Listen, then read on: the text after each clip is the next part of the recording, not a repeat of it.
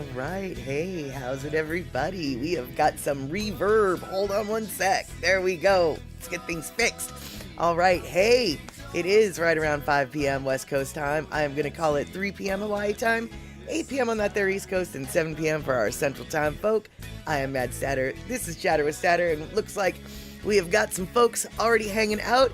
Might even be a raid that came on in. Let's see here. We got to scroll all the way back because I was busy doing things and stuff, trying to get y'all ready for, or trying to get me ready for all y'all. Looks like Shock's in here. Welcoming everybody. Excelente. Both on the Twitch and YouTube side. Yes, indeedly do. We did have a raider party coming in with Terry in Scotland, raiding with a party of 4. Coming in from Sailing the Seas of Cheese. Perhaps that's not true. He might have been farming up in Wisconsin for cheese. No, he's not farming for cheese. He's farming for grains and things. He might have even been driving a truck. I'm not sure what Terry was up to today because I was busy doing things and stuff. But he's here now with his crew of awesome raiders. And then we've got Pacola T being a lure queen for a minute, listening in background. And Gina coming in saying, aloha, Pacola T. And we've got Penel coming in. I'm going to guess she might have come in with the Raiders, but you know, I'm not gonna tell anybody what she did because she knows what she did. She knows what she did. And E-Music here, wondering why Pacola T calls herself the Lure Queen. I know why she calls herself that, and if she doesn't explain it, I'll explain it, but I'll see if Pacola T can explain herself. And let's see here. Okay, Gina explains it exactly instead of the Lure King. And Shock bragging about how she took a nap in her own bed, and it was so comfy she even nodded off. And you guys, for Shock, that's a big deal. For her to grab any kind of sleep, that's a big deal. DJ Smook in the house coming in with that raid. Penel, of course, saying hello to all of the kittens. We only have one kitten in the house right now, but that's okay because earlier in the day, I cuddled with the other kitten for many hours, too many hours, in bed. And I haven't seen Leo in a little bit, but he is eating all of the food, so I do know he's still here.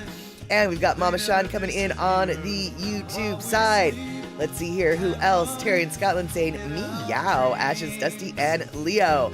And alrighty there we go. Okie dokie. So,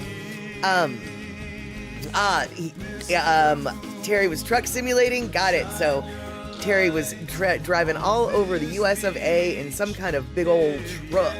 And I'll tell you what, as odd as that game sounds, like it's just a truck driving simulator, it's kind of cool. Like, it's actually really cool. But we won't, we're not here to talk about video games. We might talk about video games, because who knows what we're going to be talking about. But before we talk about anything, why don't we get the party started?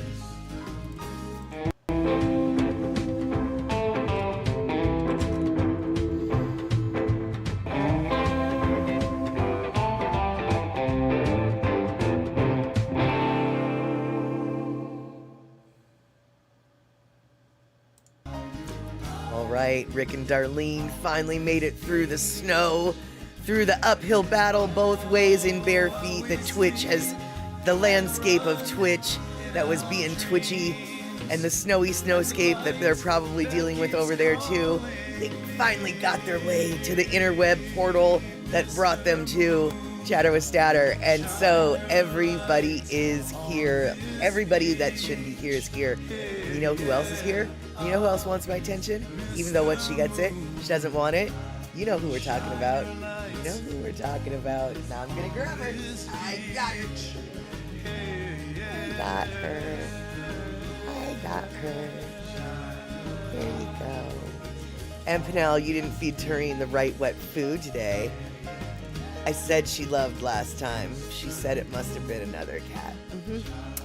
That's exactly it. As soon as you buy a case of the ones that they seem to love, they don't like it anymore. I had that happen with the cat. And yes, per for course, exactly, Shock, exactly. Now, I don't know what has gotten into that kitten, but that was a mighty long snuggle session we just had, and now she's all twitching her tail over there in the corner. But let's see here. Oh my god. Oh, E-Music. Oh, E-Music. I'm clutching my pearls here. You just said bra, and the Automod thought that that wasn't a word that was allowed. Automod, you guys need to get your act together. A bra? How is a bra a banned word? Anyway, eMusic, you're not in trouble. I added it as a permitted term. Yeah, so, DJ Smook, how's it, brah? Yeah, they didn't like that. Okay, then. And let's see here. Oh, Gina, you saw the tabby with the white mittens again, but she's still too shy to come inside, and you keep forgetting to order food. Definitely don't forget. Don't forget. No, eMusic, don't use bra next time. Use bra. I mean, you can't... Wow, that didn't make any sense. No, eMusic, no. BRA is totally fine. I'm kind of offended that that term was blocked. I mean, that is a piece of clothing. It is a legitimate piece of clothing. So no, I'm actually glad that you typed in that so we could teach the Automod how the world works. Don't be shy because we're talking about friends or bras. Jeez Louise. Jeez Louise, y'all. Or not y'all, just the Automod. Words are jarred. And not only are words jarred, sometimes coming up with stream ideas are very difficult. Yeah, is very difficult. Yeah, lingerie, is that allowed? No, apparently lingerie is allowed, but bra is not allowed, okay? I'll bet you if you typed in jockstrap, it would probably flip and be okay. Whatever. Actually... Yeah, Automod is definitely bad at intent, for sure. Although I have to admit, sometimes, you know, even real mods are a little bit hard to... even real mods make mistakes. Not our mods, but I can see how, if somebody, like, for instance, it would not be unheard of for me to say to somebody that I love... and that I, didn't want to F off, I could, given the right jovial context, be like, oh, F you! And when you write that, you don't necessarily know if the context was loving or hating, you know? Like, for instance, once I was, well, now this, people luckily did know the context, but there was this one time in college where I actually told my professor to shut up. Now, you have to understand, on the surface, that sounds bad. Like, what? You just told your professor to shut up? Well, I did, but no, I wasn't telling her to keep her mouth shut. She said something to me, and my response was, oh no, shut up. Now, luckily, my faculty member, my professor, understood the context in which I told her to shut up. But a couple of my classmates apparently didn't understand, and they were shocked that I told that particular professor, especially, because that particular professor was kind of was a total hardcore bitch. I mean, she really was kind of mean. And so the idea of, like, talking to that professor in any way other than utter respect was just unheard of.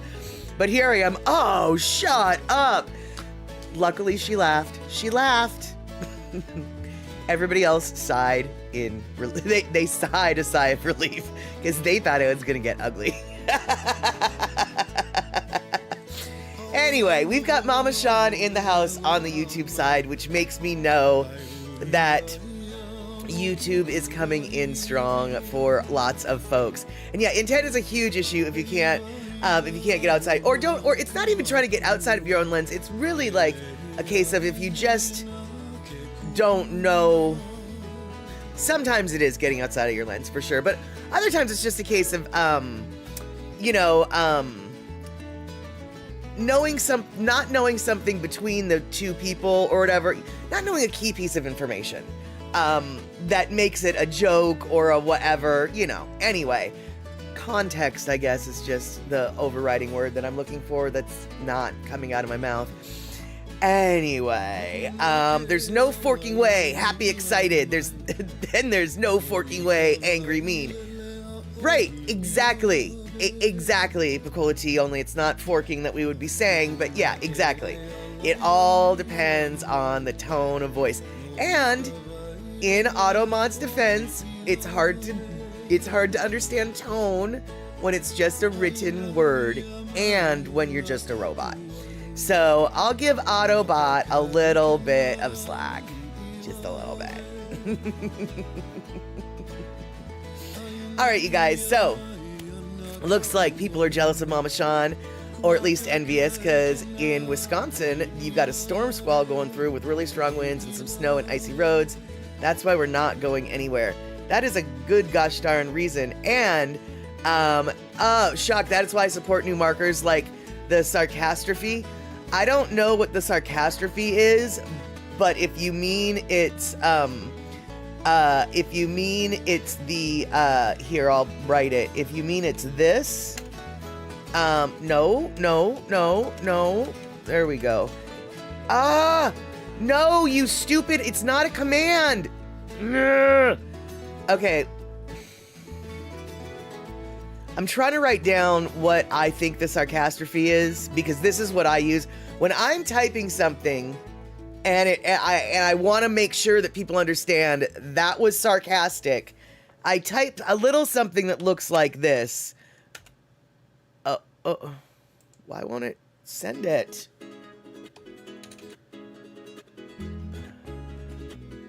Oh my god, dude, what the heck? Oh.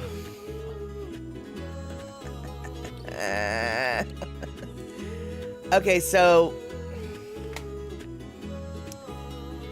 that's not how I mark it, Gina, but apparently that's how I'm gonna have to mark it. Sort of, yeah, no, that is that what the Sarcastrophe is? Because that's not what I do. What I do is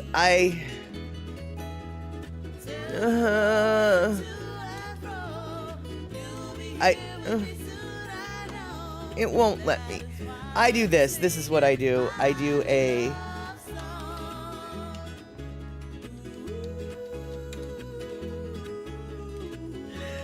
only I don't actually write it out.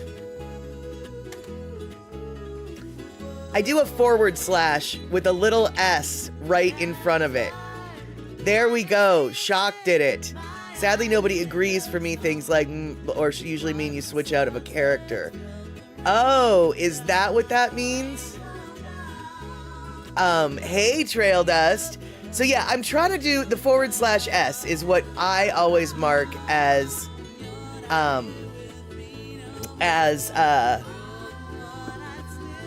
sarcasm. But I don't know if that's really like an officially recognized term. Carl in Arkansas, good to see you. And what you're witnessing me is having a mental breakdown. But what we're talking about here is how difficult it is on the internet when you're reading words, reading messages from people. How difficult it is to understand sometimes if you don't know the person well enough. Like if you know me well enough and I type out something good, there's a really good chance that you know me well enough to know that, oh, she was being sarcastic when she wrote that. But other people might run, yep, there we go. But other people might not know me well enough to know that I was being sarcastic. So in order to make sure that sarcasm is clear, the intent was that was written jokingly. Like if I said, I'm gonna have, cat egg foo young tonight or whatever, which I don't know what, I mean, I've got a cat right here. I don't know why I would say that sarcastically, but let's just say I said that. I don't want someone to think I'm actually going to kill and eat my cat. So I would then do a little / s. Unfortunately, when I try to type what I type, it won't let me. Type. Now I'm going to try to type my sarcastro. Boom, boom. Will it let me do it? Ah, there we go. Okay, so do you see what I did there?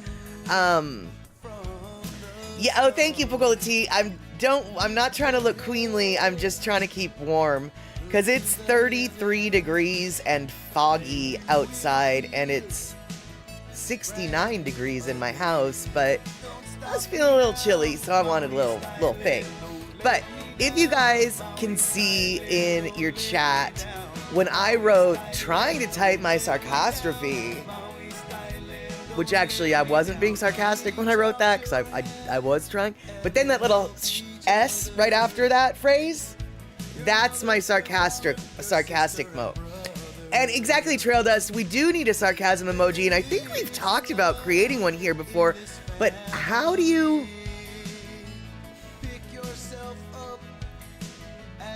do that? How do you convey that in an emote? So, Trail Dust, that is not a brag, that is a lament. 10 degrees and windy as heck where you're at. Oh no. And let's see here. So Mama Sean coming in with what the kids are doing these days, and honestly, what the kids are doing,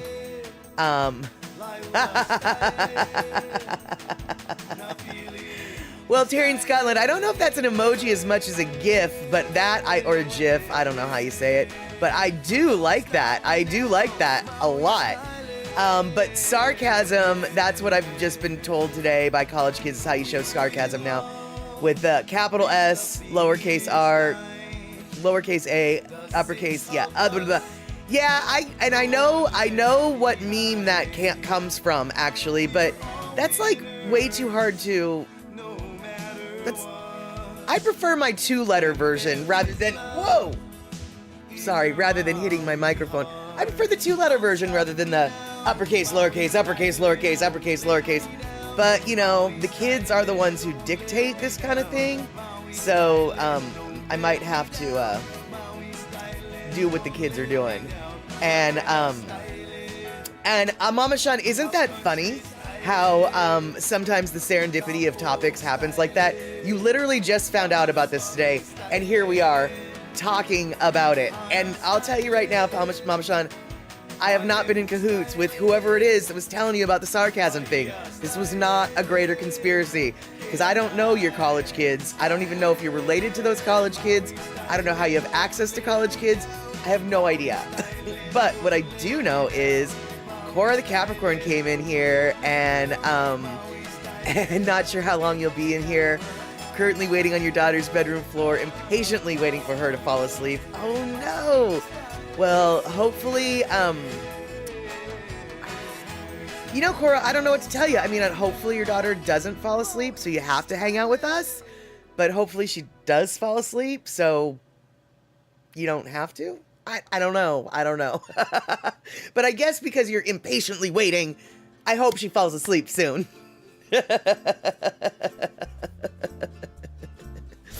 And yeah, I think that Shock is back in the States.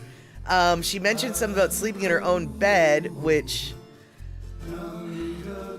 just the idea of having been gone for so long and then coming back to my own bed, and just hearing that, I feel so relaxed for Shock. I feel so happy for her.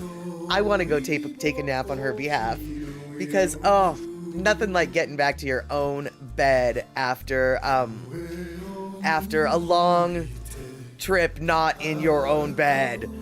And Mama Sean, you work at the college here, so access to just a few, but still, you've got your fingers on the pulse of what is happening. What is happening in the world of the kids. And I know that the college kids don't like to be called the kids, but I'm old enough now that they're the kids. They're the kids. They're a couple decades of kids, actually. They're gonna be kids for another couple decades, as far as I'm concerned. And tie beds are different, says Shock. sort of like firm, like a box spring. Oh yeah, no, that's not good. That's not good. And Carl in Arkansas also speaking the truth. And your own bathroom. Which actually, I do enjoy my own bathroom, that whole situation, but I'm not gonna lie. On vacation or traveling is generally where I get a better shower. And it's not because my shower doesn't have pressure. I love my shower, but my shower is just a stand-up, tiny little shower. Whereas, like, when I can get into a bathtub-sized shower that has, like, multiple heads, because some hotels have these days, or, like, the big old head. Some hotels have way better showers than I have. And so, as much as I like my own bathroom, and I do, and my own places for my own things, and knowing it's all where it is, some hotels have really great showers. Way better showers than I could even hope to have in my house. So I'll give hotel showers a bigger thumbs up than my home shower. And let's see here. After having those super functional Thai toilets, I look in my bathroom and I'm like, habut. And you once got a jacuzzi tub in a hotel. Exactly, Pinnell. Precisely. That's what I'm saying. It's like sometimes hotel bathrooms actually are sort of kick-ass. I got, and actually the hotel room that I got oh my God, we were just talking about it. The jacuzzi hot tub. There we go. I had a hotel room in Dollywood in Tennessee when I was visiting Dollywood, and the bathroom had its own bathtub. The bathroom had its own shower. The bathroom had its own bathroom stuff. But in the bedroom was actually another jacuzzi tub. I'm assuming it was some sort of honeymoon suite or whatever. Obviously, I was not there on a honeymoon. I spent more time in that bathtub or in that jacuzzi tub in the bedroom, watching TV, smoking my bong hits, just chilling out. I loved that hotel room. And oh no, Trail Dust, you stayed in a hotel with a round bottom tub. If you closed your eyes while you were showering, you lost your balance. Oh no, oh no. That's a bad design. That sounds like it was what, a clawfoot tub or something? But no, you can't. Wow, in a hotel room, really? That just seems like liability. What a dumb design. Let's see here. Okay, Shock, I was actually wondering when you said the Thai toilets, I was like, I feel like she means the Japanese style toilets. Because the Thai toilets that I've seen are the squat kind. And I'll tell you what, I don't want one of those for my house. But the Japanese style that wipe you and wash you and dry you and spank your ass and send you off on your day, those ones sound like they're a really good one. And Cora, no. A lot of people, I grew up, all right, let's try again. Showers in bathtubs is totally a thing. Showers in bathtubs, in my growing up, that's all the houses had showers in bathtubs. But my bathroom is super, super small. And so I don't have room for a bathtub. So I get a shower, a standalone shower.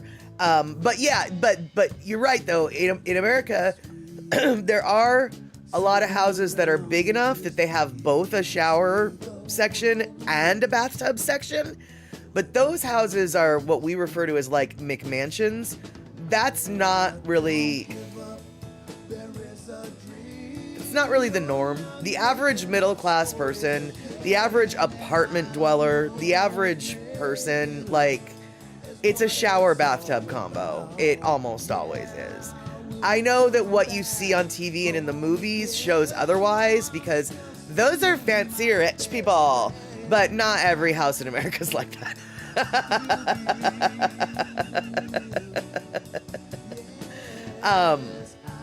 And let's see here. Yes, exactly, Trail Dust. From sarcasm to showers to toilets.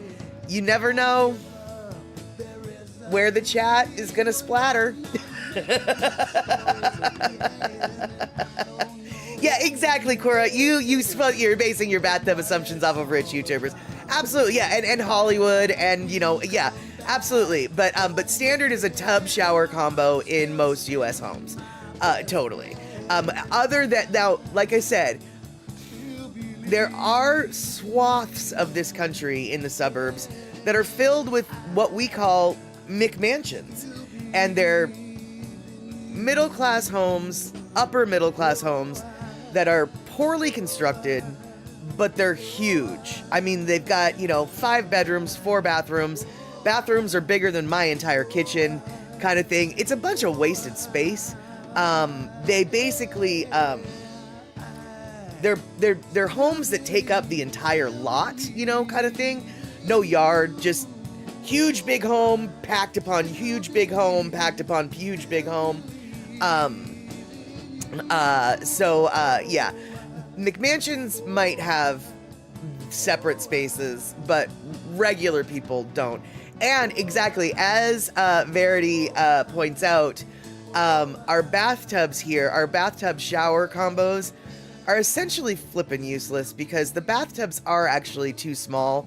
I mean, if you're a kid, it's a perfect size, but for an adult to sit in the bathtub, you've got your knees up to your chest, you've got water not even up to your shins, and you're just sitting there freezing cold. It's absolutely, it's just not really a fun, bathing experience. And precisely, Kara, giant houses made out of cardboard. That is exactly what those McMansions are, precisely. And those McMansions are probably what you are seeing in those rich YouTuber videos, because they do look neat, but they're poorly constructed and very expensive to maintain. And let's see here, though. Terry in Scotland, I want a room in the Sahara Tahoe playing blackjack. That hotel had the shockiest hallway carpets in the world. Touch a doorknob and zzz, but the room was nice and the toilet was absolutely silent when flushed. Oh, wow. All right, here we go. But yeah, not even surprised that the that was a staticky hotel. When it gets really dry, y'all, I've been known to hurt my cats on accident when it gets really dry in my house, and I don't mean on purpose. I really mean I go to pet them and I shock them and then they run away all angry at me because I hurt them. And shock, exactly. The wood in the McMansions is new growth wood, not old heartwood lumber you can't get anymore. Precisely. And not only is it new growth wood, 2x4s are no longer actually 2x4. And, there's all sorts of cost cutting, etc., that goes down with those things. But speaking of wood, y'all, I went to my green grocery yesterday, and my green grocer this time of year has Christmas trees for sale. And you guys, I didn't take a picture of one, but I should have. It was a 3-foot tall Doug fir.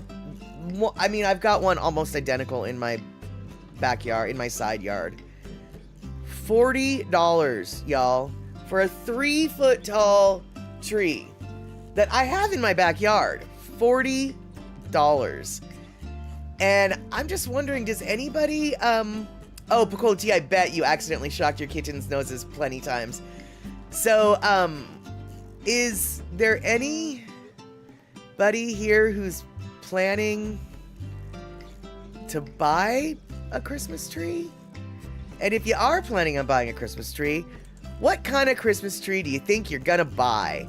Because I know most people think of Christmas trees as pine trees, but the truth of the matter is most Christmas trees are actually fir trees. And these are some examples of different fir trees. And I'm just wondering if anybody is thinking of buying one, and if they have a favorite. These are some of the favorites that I've seen throughout Christmas tree farms.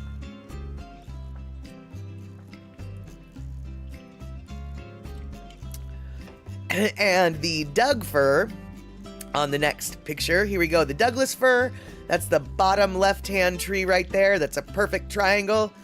That was the $39.99 3-foot tree that was on sale at my Thingamabob.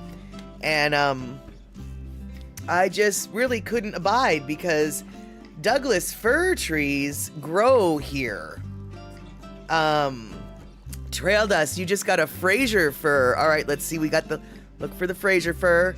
All right, the Fraser fir. Ooh, the Fraser fir's top row, middle one. Ooh, that's a nice one there.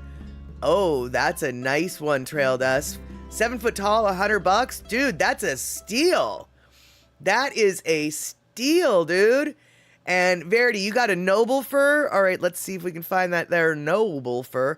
Ooh, okay, noble fir, bottom 1 second from the right. Noble fir. Ooh, yeah, that's a good looking. Yep, that's a good looking Christmas tree right there. Oh yeah, that's a good looking Christmas tree. And Pinnell, your sister usually buys a real Christmas tree, but she has real money, and I added the real there, but still. Douglas MacArthur fir. No, I don't think we've got a Douglas MacArthur fir. This is just the guy who discovered that particular fir tree. His last name was Douglas. And yeah, exactly. Darlene, real live trees can get pretty pricey. Yeah, you think? Depending on the variety and the size. My daughter goes to a tree farm every year with the kids, picks a tree out, they cut it down and bring it home. You forgot which kind they got this time? Got it. Yeah. We used to, when I was growing up, go to a tree farm every year.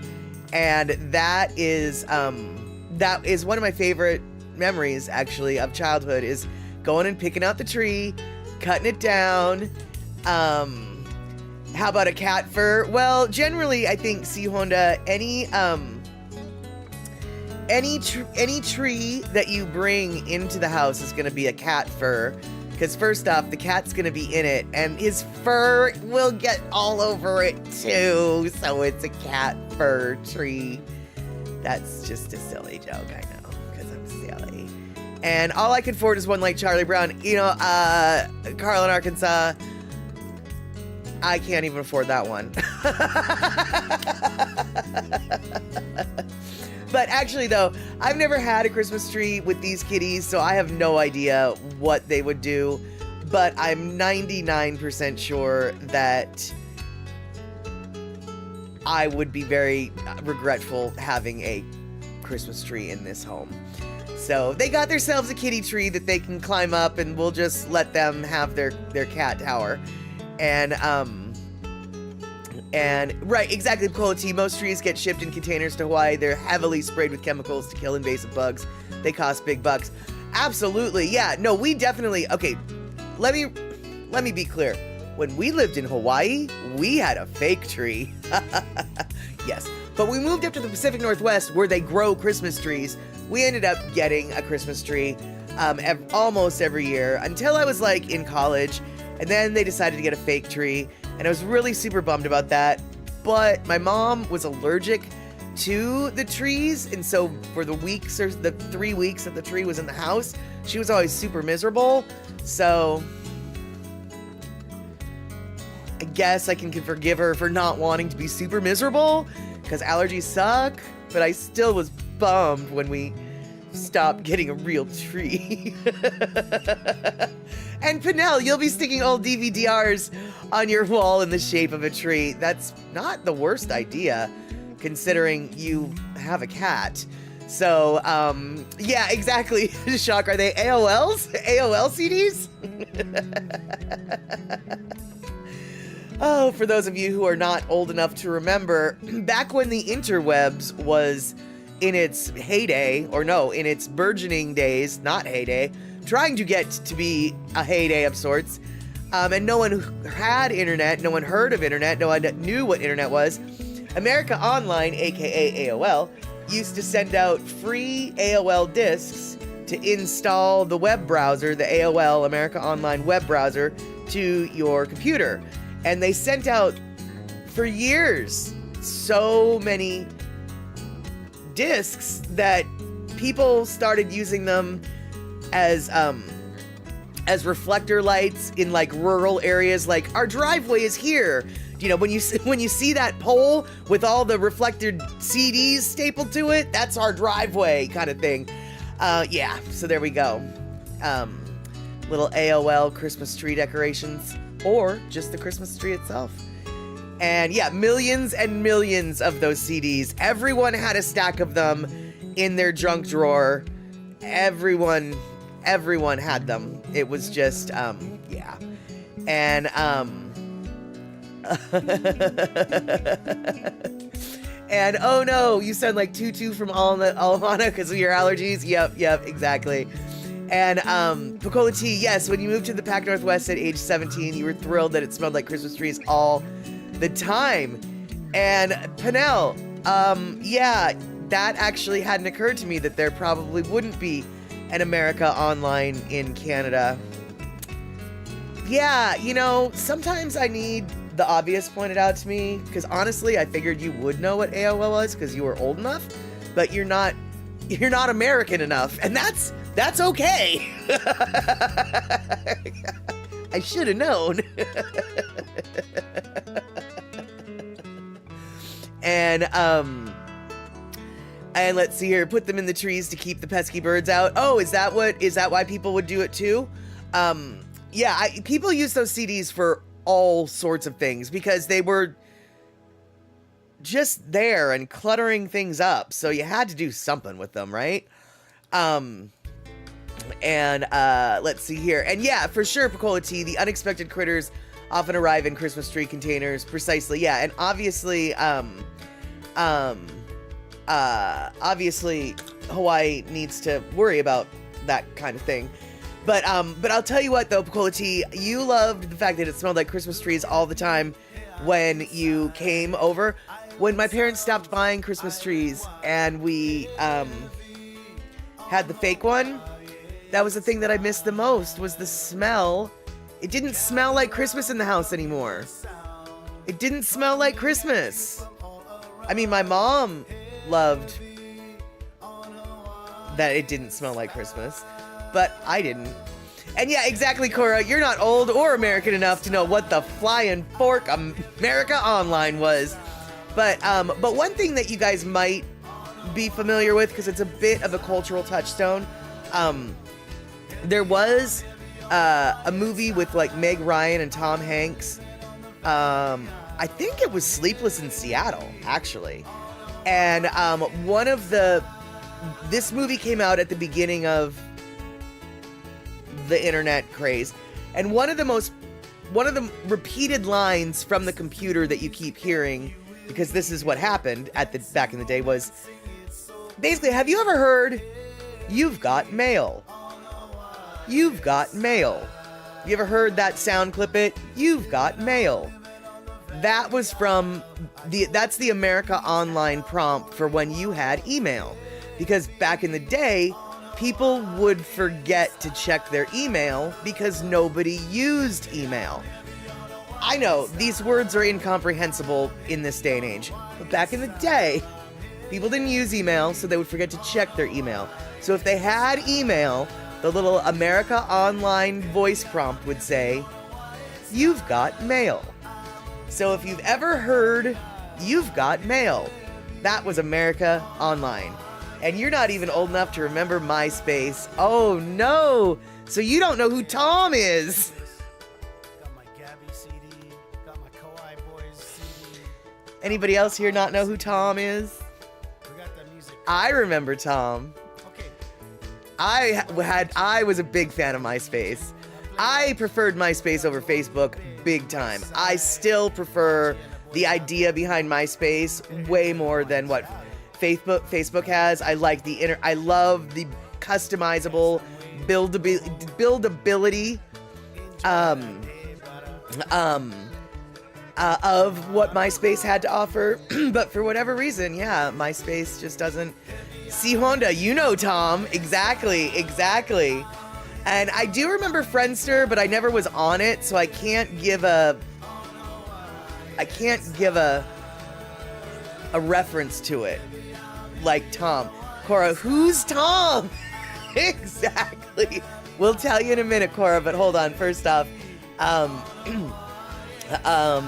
Pacola T. No, I think it was Sleepless in Seattle, but You've Got Mail was so, if I never saw the movie, but I think it's like two people meeting each other online, so they're like starting this budding friendship romance via emails, and so every time she's at her house, you've got mail, and so that's why you hear it so much. But no, I think it was Sleepless in Seattle, wasn't it? And Carl, I too am old enough to remember CompuServe. And who is Tom? Tom is, okay, so when you signed up on MySpace, you had no friends yet because you just created your own personal space. Well, Tom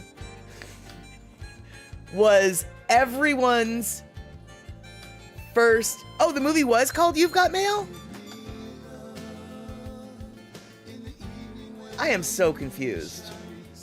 Okay, all right, but there we go. That's where You Got Mail comes from AOL. And hey, Cindy Krause, so good to see you. I'm a little bit confused about a movie title here, but that's okay. And we're talking about Tom from MySpace. MySpace basically was everyone's first friend. Excuse me. Tom was everyone's first friend on MySpace. So if you had a MySpace account, you would open it up and immediately you already had one friend. And that friend was Tom. And Tom was the very first friend that everybody had on MySpace. So everybody on MySpace had at least one friend. And it was Tom. So, Tom from MySpace, everyone who had been on MySpace was friends with Tom. And eMusic, yes, that's what the movie was called. Gall dang it. Then what the flying fork was Sleepless in Seattle about? I'm so confused. All right, then. And Trail Dust, you were never on MySpace, and you didn't want to go to Facebook, but was the only way to see friends' photos. Yeah, I didn't want to go to Facebook at first either. But that's how roller derby got done, and so I had to, you guys, everybody's like not on my side, and that means you're probably right. You've got mail. I'm gonna have to look this up because I am so confused, which should not surprise anybody. And let's see here. So yeah, all right. So Terry, was talking about some crummy soup that he got, and I wasn't able to. All right, so the kimchi I got from Tesco was delicious. Goes great on a chicken sandwich, but it comes in a tiny jar. You got 3 tablespoons out of it. Seeking alternative stuff. That stuff is great. Okay, and then, can I put a teaspoon of miso in a cup of hot water and stir it well to make a passable miso soup? Ain't got no dashi, seaweed, or bonita flakes. Well, yeah, Pacola T, you need a salty stock to go with miso for a decent soup. Yeah, but yeah, C Honda, totally good advice, but, oh, okay, Sleepless in Seattle was a few years earlier. It was about a widower who was lonely and calls into a radio show. Okay, all right, there we go. But Terry, I don't know. Yes, eMusic, it is time for a Lono listening break. But Terry, no, I wouldn't just dump some sea salt in it. If you're gonna use some sort of flavored water with miso, I would do either what C Honda said, which is use the chicken broth, or if you can get some fish sauce. 3 crab fish sauce is the best in my opinion. Some fish sauce might help, but ultimately what you're probably going to want to do is just find some instant miso soup, because I don't know if they have it in your neck of the woods, but over here in America, I have instant miso soup in my, they come in packets. You don't, there is instant miso soup, so you can actually get that. And then okay, Shock you did say Sleepless. Yeah, Sleepless in Seattle had Meg Ryan and Tom Hanks. Yeah, that's the movie I'm talking about, where the You Got Mail was the thing. I thought. That's okay. So Sleepless in Seattle was about with Meg Ryan and Tom Hanks. So that part I'm right about. Now, whether or not the You've Got Mail came from that movie, I might not be right about that. We'll have to do a deeper dive into that. But what I can say is, You've Got Mail is an America Online thing. And now you guys know. And you know what else you know? You know that we're 3 minutes past our Lono listening break. So we're going to listen to some Lono. Kila Kila na Rough Riders.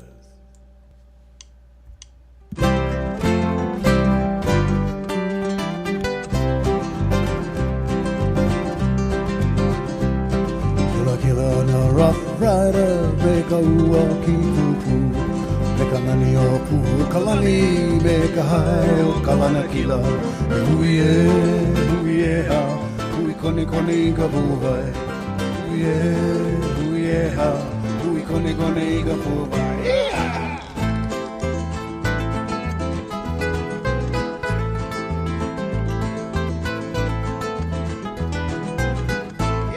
Kahi hui au ai ka maka na Rough Rider ka ulu e kahi Ino i ka vai ani e mau i ka pu ke moni Huie ha, hui kone i ka pu vai Huie ha, hui kone i ka pu vai Hano ale na cowboy e maku no hoi ka lio Hale na pono oe i ka ola ili ka lai o ka pipia Huie ha, hui kone i ka puwai Huie ha, hui kone i ka puwai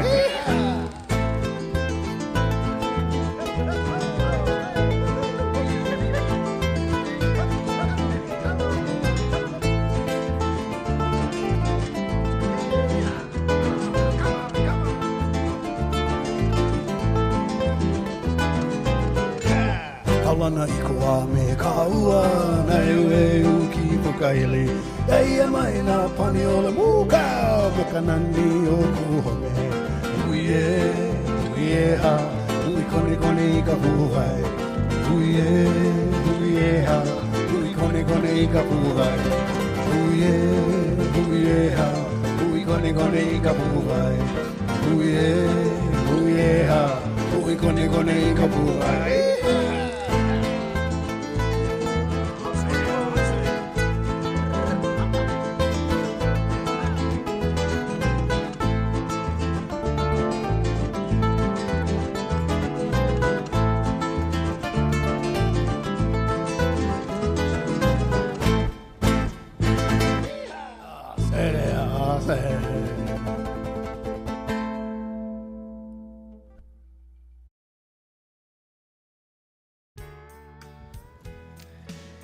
Oops, hold on, call dang it. There we go. Alrighty, so, yeah, so here we go, you guys. Now we've got, no, thanks to Terry, we're talking about food again now. So, so y'all, topic on the table, as it were. Miso, how to make miso soup without dashi or bonita flakes or kombu. I've got instant dashi, you know. Can you get instant dashi in the grocery store where you're at? I guess probably not, huh? But at our Safeway, they've got instant dashi along with the instant miso. So you can combine the instant dashi with the miso. But let's see here. Is there anybody who's a miso soup? Well, actually, hey Terry, I guess my first question is: it white miso, red miso, or yellow miso?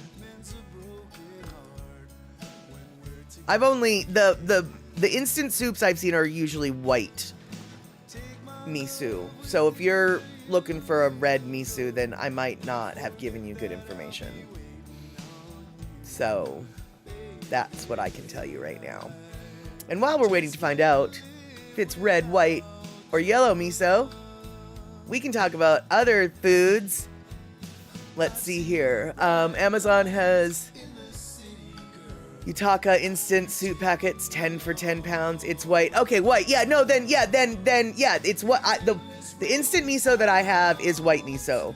So I don't know if there's instant yellow. I don't know if there's instant red. There might be. I don't know. But I do know there is instant white.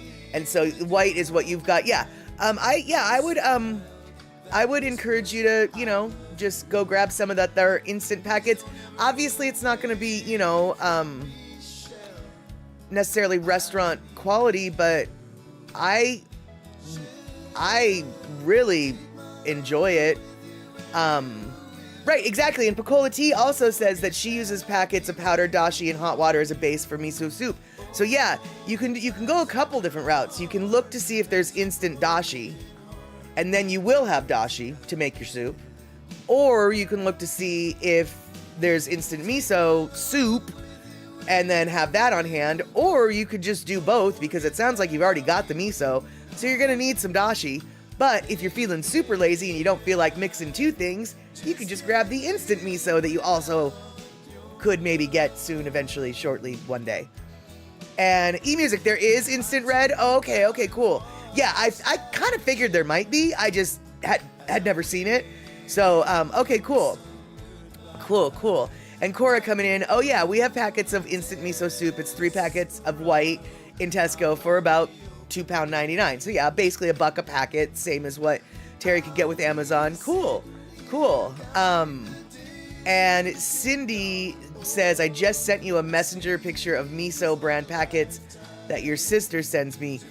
Cindy, are you saying that you sent that to me, or are you saying that you sent that to Terry?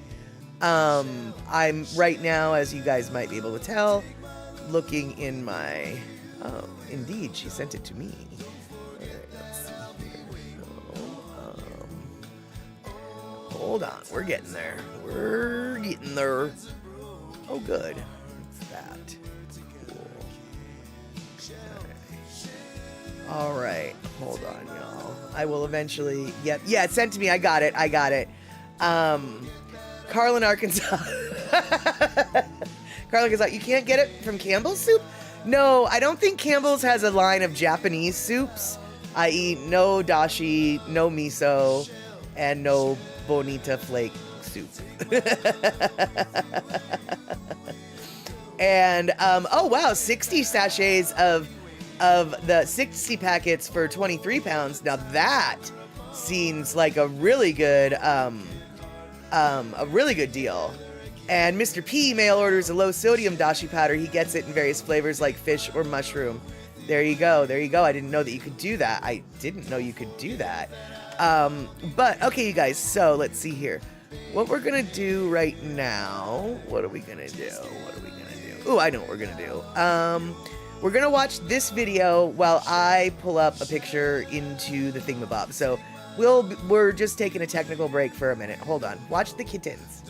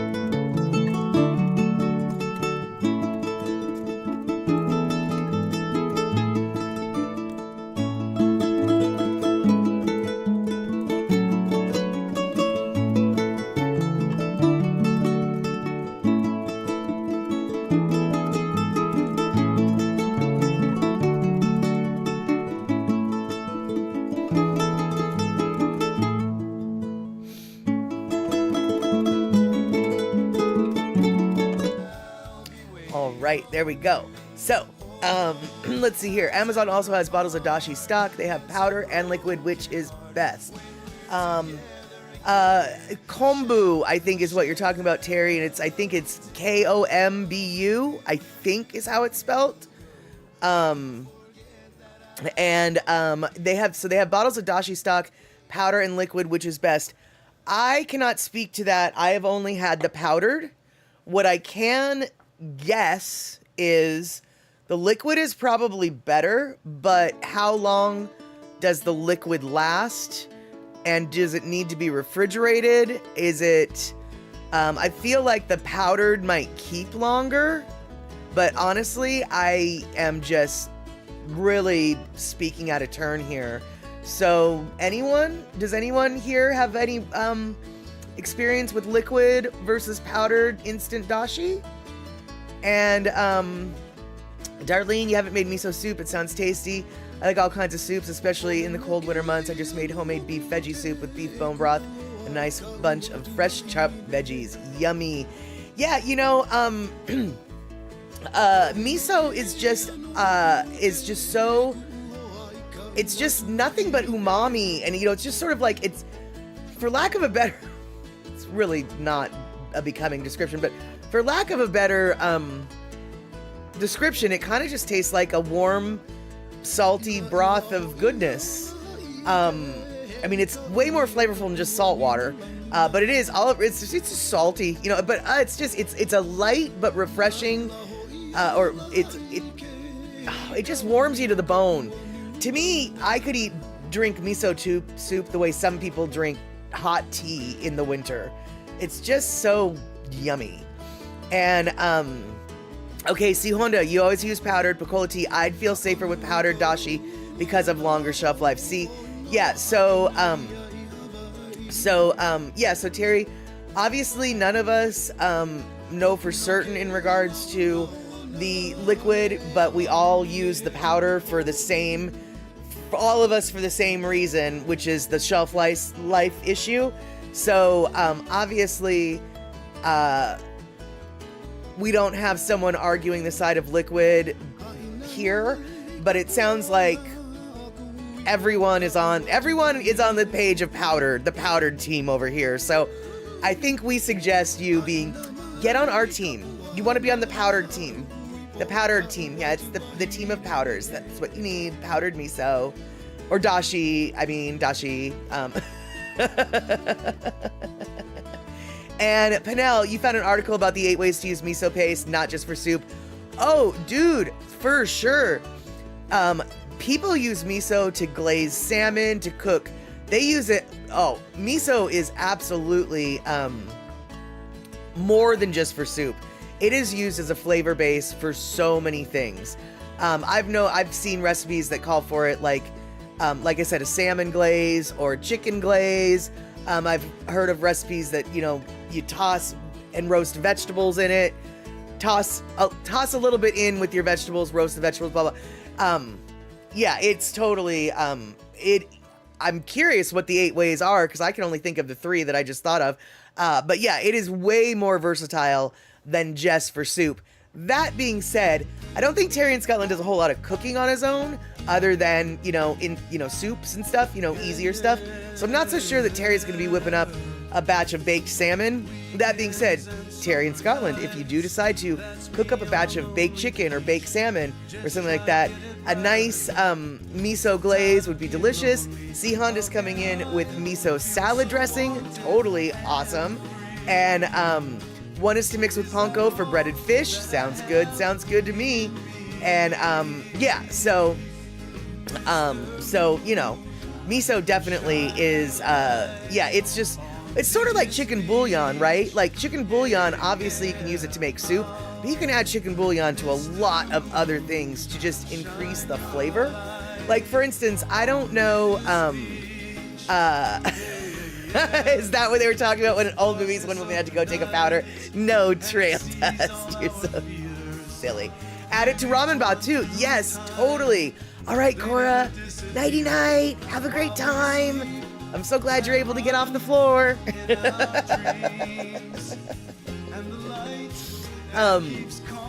So let's see here. Yeah, in the ramen broth, totally. And let's see here. What I had something that I was about to say and I completely messed up. So miso glaze is also yummy, baked on white fish.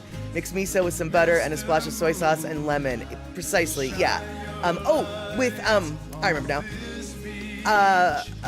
Chicken bouillon. So I'm not sure if many of y'all are familiar with this because this is actually sort of an East Coast thing.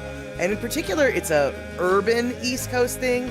Even more particularly, it's a bodega urban East Coast thing. But have any of y'all heard of a sandwich called a chopped cheese? They're really popular especially in New York City. A lot of bodegas offer them. And essentially, it's a hamburger patty that instead of keeping the hamburger patty whole, they chop it up on the grill, but they also add chicken bouillon to the hamburger patty. That's part of the key to a good chopped cheese is you use half a packet of chicken bouillon powder per hamburger patty. And so then they chop the hamburger patty up as it's cooking and mixing the chicken bouillon in with it. And then they add the cheese and they chop the cheese into it. So you end up with this pile of cooked seasoned meat, melted cheese thing. And then they basically serve it like a hamburger, but they serve it on a specific kind of bun, and I'm not particularly sure what kind of roll. But that's what's known as a chopped cheese. So it's not a cheeseburger, but it's kind of a cheeseburger. But the key to flavoring the meat is actually the chicken bouillon. And quite honestly, I wouldn't be surprised if somebody somewhere had done the same thing with miso in hamburger meat, right? Why couldn't you? Why not? Why couldn't you add miso in hamburger and make your hamburgers a little more umami? And yeah, exactly, Picolti, sounds like a sodium bomb. Delicious, but salty. Exactly. And Darlene, chicken bouillon in the beef patty and the cheese. Does it taste more chickeny? I don't know. It's a chopped cheese. I've only seen it made on the interwebs, and I tried to make one myself. I don't know if I made it right. But no, you don't taste the chicken in the beef. It just makes the hamburger more flavorful. Just makes it more flavorful. And is that a ripoff of a Philly cheesesteak? Maybe. But I don't think so, because first off, I don't think it's served on a hoagie roll. And then also, it's served with lettuce and tomato and onions, more typical burger toppings. It's not served with like the grilled peppers and the grilled onions or whatever. So, and see, umami burgers are made of miso. I don't know. I don't know what an umami burger is. If I just was using, is Umami Burger a chain? Is that like a brand of burger? No, I was just saying it brings more umami flavor to the meat, both either the miso or the chicken bouillon. Because ultimately the reality is miso is umami, mushrooms is umami, MSG is umami, chicken bouillon is MSG, is umami. And eMusic, it sounds like someone threw their leftovers together or they grabbed the wrong seasoning packet.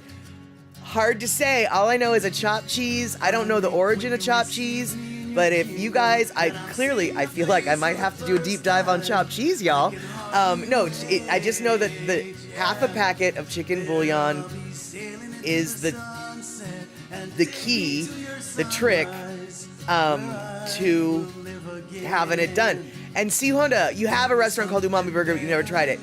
Okay, I am very curious if Umami Burger does use miso in their meat. Because to me, it seems like a logical progression, like a logical thing to at least try. You know, because lots of people put seasoning in their hamburger. Lots of people just have their hamburger meat very plain. But other people, like my mom, when she made hamburgers, she put Lipton beef and onion soup in it. She put an egg in it. She put some salt and pepper in it. She put some onions in it. She put some, her hamburger patties were full of flavor. Other flavors. I don't make my hamburgers like that, actually, but she did. Just don't call him umami. He's your daddy. Exactly. No, Terry, you're not my mommy. Umami. All right, so let's see here.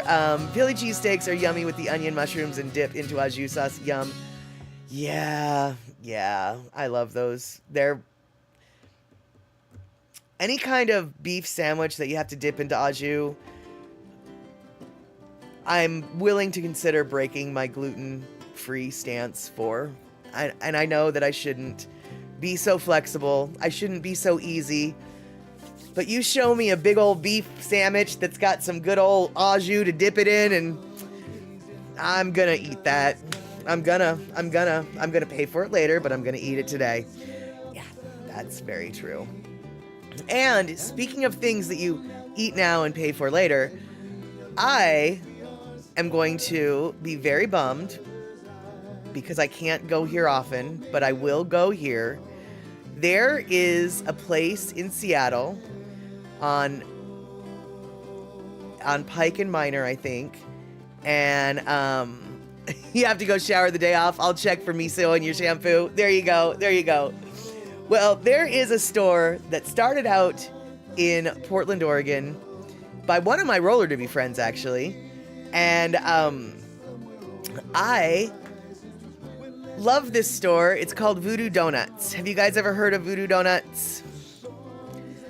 Voodoo Donuts is a Portland, Oregon donut shop that started in Portland, Oregon, and the three owners, one of their mothers was so embarrassed by this business that she disowned her son because she thought it was just so horrible what they did, and they made a donut that made their mom embarrassed. And we'll talk about the donuts that embarrassed the mom. But right now, we're getting one in Seattle. It is in Seattle now, Pecola Tea, but it hasn't opened yet. But it's going to be open soon. As you can see, it's almost ready to be opened. This is the Seattle location. Capitol Hill, big shock there. And this is an example of some of their most awesome donuts. Boop. These are the donuts. And you know what? I think I actually... Oh, fudge. I think I skipped. Uh-oh. Hold on. Hold on, y'all. I gotta look for something here. Okay, yeah. We're doing stuff. There we go. I have to add that one. Okay. So yes, indeedly do. This is the kind of donuts that they serve. They're pretty flippin' incredible.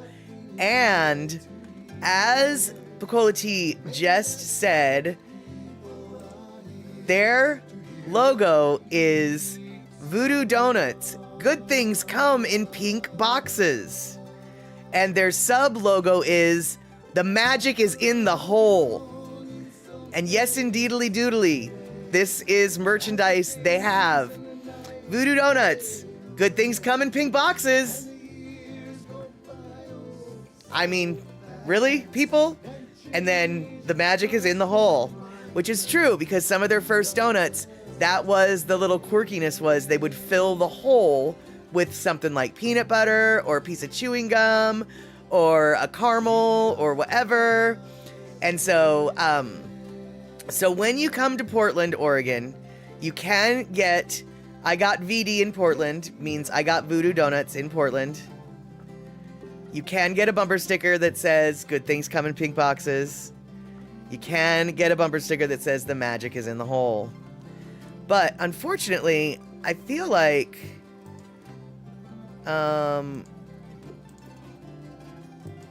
one of the donuts, called dang it, hold on.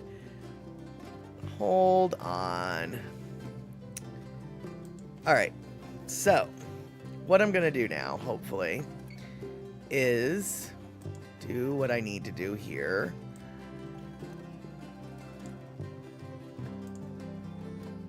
Why won't it be there?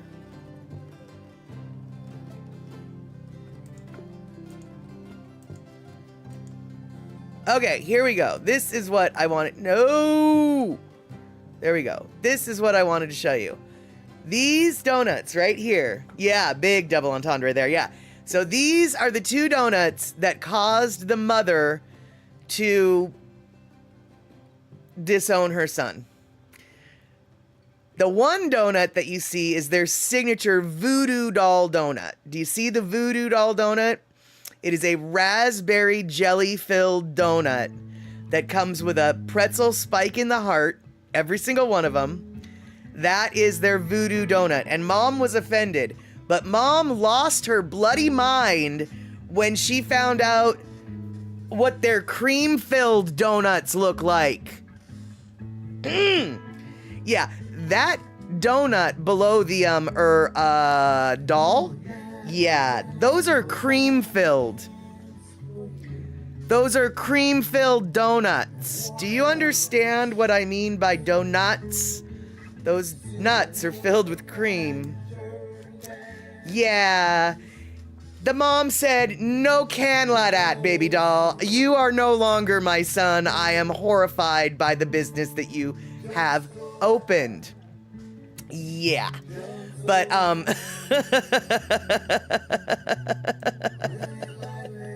so, but the donuts, though, are pretty flippin' amazing. They've got a, why won't this play? Oh, call dang it. They've got a,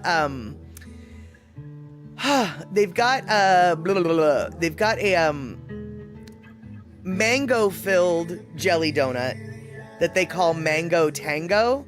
And so it's mango curd in the middle, and then it's vanilla glaze on top, but then on top of the vanilla glaze, they sprinkle Tang powder, in the instant orange drink Tang. And so that's the Mango Tango, which is flippin' delicious. And then you might notice their bacon bars, their bacon maple bars, have a thick slice of thick slice of bacon on, or 2 slices of bacon on top of that maple bacon bars. And let's see here, what else do they have? Oh, they have their Captain Crunch covered donut is called Captain My Captain. And then their M&M coated donut, that's called the Marshall Mathers. And Marshall Mathers, in case you don't know, is actually Eminem. His real name is Marshall Mathers. And Eminem, you know, M, that's his initials. Eminem is how Eminem got his rap name. The donut covered with M&Ms is a vanilla donut with vanilla ice or vanilla icing and mini chocolate or mini M&Ms on it. And I got to tell you guys, even though that sounds like the most boring donut ever, vanilla donut, vanilla icing with mini M&Ms. Their vanilla icing is to die for. Their vanilla icing is so, it makes all their donuts. Their vanilla cake donut is delicious. It is the most perfect donut ever. And here's the deal. I don't like vanilla. I prefer chocolate over anything. But that vanilla donut is, I gotta tell you, the most perfect donut ever. And then that pink donut, that's their Homer donut. And then let's see here. And then they've got, let's see, what else do they have here? We already covered that. Yeah, that's their little, they even actually have a donut, and I don't see it here, but it's called the Chocolate Diablo. And it is chocolate mixed with cayenne pepper. So they have a lot of flavor varieties. And Picola Tea, have I tried legendary donuts? Just as tasty as voodoo donuts, in my opinion. Picola Tea, actually, to tell you the truth, I think legendary donuts are kind of a little bit better than voodoo donuts.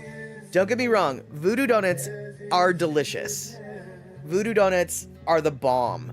Voodoo donuts have incredible flavor combinations and opportunities. Voodoo donuts are really good and worth going to the Voodoo Donut store for.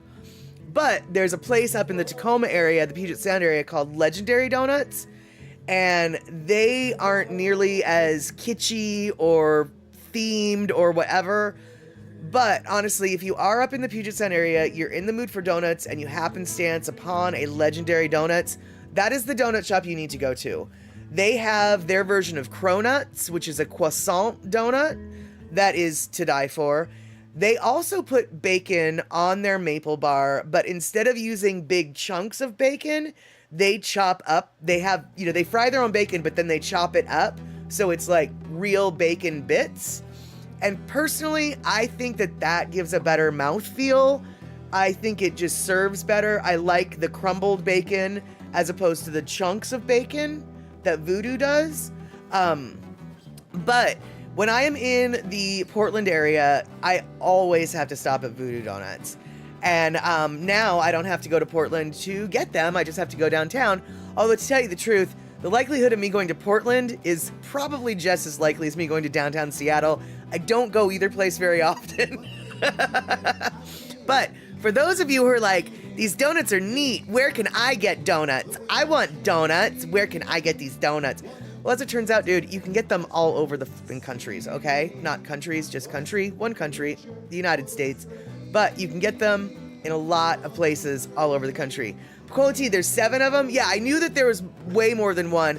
I know there's one down, I think, in Federal Way. I think there's one in Bonnie Lake. I think there's one up a little bit north and to the east, like Monroe. I'm not quite sure. But yeah, there's a couple different places. They're more, we have quite a few, I guess what I'm trying to say. And yes, exactly, Darlene. That way you get an equal bite of bacon with each bite. That's exactly here. That's exactly right. But no, alas, none in Wisconsin, but there are some in Katy, Texas. I don't even know what Katy, Texas is, but there are some. Dallas, Texas, Chicago, Illinois. Denver, Colorado has quite a few of them. One of them is even in the airport. So if you're ever flying through Denver, give that a shot. Hollywood's going to get one pretty soon. Oh, no, wait. Hollywood already has one. Venice is going to get one pretty soon. Tempe, Arizona, Mama Sean. Venice is going to get one. Orlando, Florida at Universal Studios has one. And then Houston, Texas, San Antonio, Austin. They've all got them. And then, of course, the Portland area has a ton of them. Eugene, Milwaukee. Well, Eugene's not really Portland area, but Milwaukee is Portland area. Davis is Portland area. Old Town Portland, that was their first one. Boulder, Colorado. Denver, Colorado, downtown on Broadway. Let's see here. And then more on Denver on Colfax. 6th Street, Austin. Not even a shock, it's on 6th. Montrose in Houston. Vancouver, Washington, Katy, Texas. Like I said, no idea where that is other than Texas. And then Capitol Hill coming soon. Hopefully it will be sooner rather than later. So yeah, if you ever get a chance to go to the Fulton Market in Chicago, Illinois, then by all means, give it a little look-see. And if you're ever flying through Denver, and you're in that maybe, section of the airport, give it a whirl. Now, I don't know whether or not this is true for all of the Voodoo locations. I'm going to assume it's not true for some of the locations, but what I can say is all of the Portland, Oregon locations, they are open 24 hours a day, which is really pretty cool. So you can go if you've got if you've got a donut craving at 3 a.m., you absolutely can go there and get yourself a fresh donut. And actually, chances are at 3 a.m., some of them, their donuts going to be fresher than at noon. So yeah, those are all those locations. And Picola T, you think that Katy's just outside of Houston? Awesome. Okay, cool. Yeah, and so one of my favorite donuts there is called the Triple Chocolate Penetration. They are really big on being naughty. So the Triple Chocolate Penetration is a chocolate cake donut with a chocolate glaze covered in Cocoa Puff cereal. You know those round balls of chocolatey goodness that you go cuckoo for? Cuckoo for Cocoa Puffs. Yeah, it's a donut covered in them. And so that's one of my favorites as well. And it's so good, so good. So Darlene, during the spring thaw, when you guys are getting out and little road trip worthy, because the donuts are not worth the journey at this time of year. Please do not go traversing the country looking for the donut of the century at this time of year. And let's see here. Oh my gosh. Wow. Oh, weird. Now, Terry in Scotland just threw down some pretty serious tip that I never thought of, which is I have a bottle of vanilla from Mexico that's been in my kitchen for, I just realized, 34 years. That stuff is so good in Coke, I only use it sparingly. Terry, I've never thought of putting vanilla extract in Coke, and honestly, I don't quite understand why it's never crossed my mind, because I've heard of vanilla Coke, and vanilla Coke is actually pretty flippin' good. The fact that I have had the means to make a vanilla Coke this entire time kind of bothers me that I hadn't thought of making a vanilla Coke until now, and I don't drink Coke anymore. But I might have to start, because I love Coca-Cola. I mean, I love Coke too, but I'm talking about Coca-Cola. And I don't think I'd like vanilla Coke, that kind. But vanilla Coca-Cola, I do think I'd like it. So, and let's see here, Pinnell, hardly any donut shops around your area. First off, I'm a little confused. You don't have a Tim Hortons near you? That's confusing. But actually, Pinnell, there aren't a lot of donut shops on the West Coast either, despite what I just revealed. But I'll tell you what, dude, in New England, donut shops are everywhere. I was so confused by how many donut shops I saw when I visited my sister in New England. I didn't know that a community could support a donut shop on every flippin' corner. But in New England, man, these people eat donuts like nobody's business. But really, Pinnell, you don't have a Tim Ho's? Okay, you do have a Tim's, but they have lousy donuts. Got it, okay. And really, Picola T, I was ignoring your question because in the back of my head, I was like going through all these companies I had as guesses and I couldn't figure it out yet. Trivia, says Picola T, company that is the largest purchaser of vanilla in the world. Answer, Coca-Cola. Whoa. Never would have thought that. Not one, not in a heartbeat. I don't know what I was thinking. I was thinking like Nabisco or Kraft or Coca flippin' Cola, huh? Wow. Okay. Interesting. And yeah, Rick, vanilla is in theory, real vanilla is basically a vanilla bean soaked in vodka. Or a vanilla bean soaked in bourbon, or a vanilla bean, but yeah, vanilla is basically just flavored alcohol. That is correct. And so no, I don't think, as long as the alcohol was sealed up and no mold or anything got, I think it would be fine. In fact, I think it would probably be even more intense. If there's a vanilla bean in that jar, that vanilla has gotten even more stronger. Even more stronger. It's the most strongerest. Yeah. The flavor of that vanilla has probably intensified if there is indeed a vanilla bean in that bottle. That's what I'm trying to say. And, so, let's see here. Terry, you miss Grandma's sorghum molasses. It does not exist here. A tablespoon stirred in a tall glass of milk makes a Caribbean shake. So good. I have a couple more vanilla-er. Exactly. So, Terry, now, or anyone, doesn't have to be Terry, is sorghum molasses different than molasses? Or is sorghum molasses just a variety of molasses? I don't know a lot about molasses. I've heard of blackstrap, and now I hear of sorghum. I don't really know. I mean, I know what molasses is, sort of, but I don't know what sorghum is, I guess. Can anyone help me here? Because I don't really even know what I'm asking. Because that's how little I know about molasses. I'm not sure I have the words to ask the question. But it doesn't matter. We're going to have to wait because we've now got our 2-minute warning. I just brought up our 2-minute warning. And we need a deep dive on sugar, molasses, sorghum, and syrup. Exactly. I do think that that's what we need. And we might even end that, because I already have in my notes for a future topic, sort of. Pecan pie made without corn syrup. It is possible. And I know that everybody who's ever made a pecan pie is thinking to themselves, how do you make a pecan pie without corn syrup? Exactly. But alas, you can. And they used to, because back in the day, they didn't have corn syrup, but they did have pecan pie. And so let's see here. Terry, sorghum molasses comes from sorghum. Plain old molasses comes from sugar cane. Awesome. Now, what's sorghum? What is sorghum, y'all? Anyone? We got 1 minute. Sorghum. Anyone? I'll look it up if no one can tell me.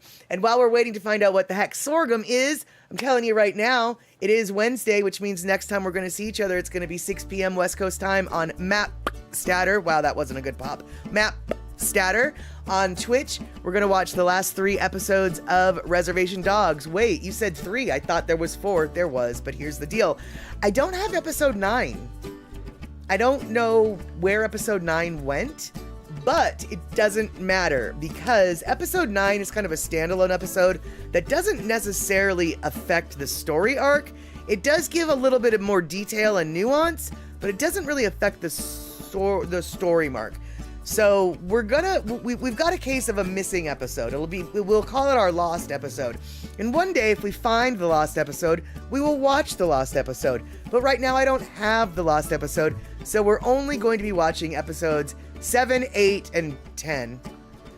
Episode 9 will be missing. So next Saturday, 6 p.m., we're back to our 3 episodes of Reservation Dogs. Then we're wrapping up Reservation Dogs, and we're going to be watching Christmas movies for 2 weeks, because I think that's all we've got is 2 weeks. So, Gina, you've been watching Native Takes on Res Dogs? Awesome, me too. Yeah, I watched a lot of Native reacts to Reservation Dogs, learned a bunch from it, caught a bunch of backstories that I hadn't caught before. Yeah, it's really, that series is a series that it's a gift that keeps on giving. I hope you've been enjoying what the Native Takes on Reservation Dogs are. So, I want to thank you guys so much for hanging out and enjoying where this chat went today. I mean, we were sarcastic for a minute, right? And that's kind of where I lost track of where we went. So, we will see each other on Saturday.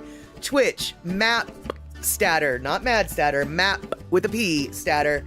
And we'll watch that movie, which is actually 3 episodes of a TV show. And then we'll be doing it. All right. And totally, Gina, way funny. The way that, yeah, totally, their takes. Native American, first off, Reservation Dogs is actually a really funny series. And Native Americans in general have a great sense of humor that it's not necessarily... You have to catch it before you realize just how funny it is. It kind of flies under the radar. It's low-key. It's great. All right, you guys. Speaking of low-key, speaking of great, that's what you guys are. All of our mods are great, and all of our chatters, well, we might not be low-key, but we're great too. So thank you so much. See you soon. Oh yeah, and keep cozy. All right then, take care.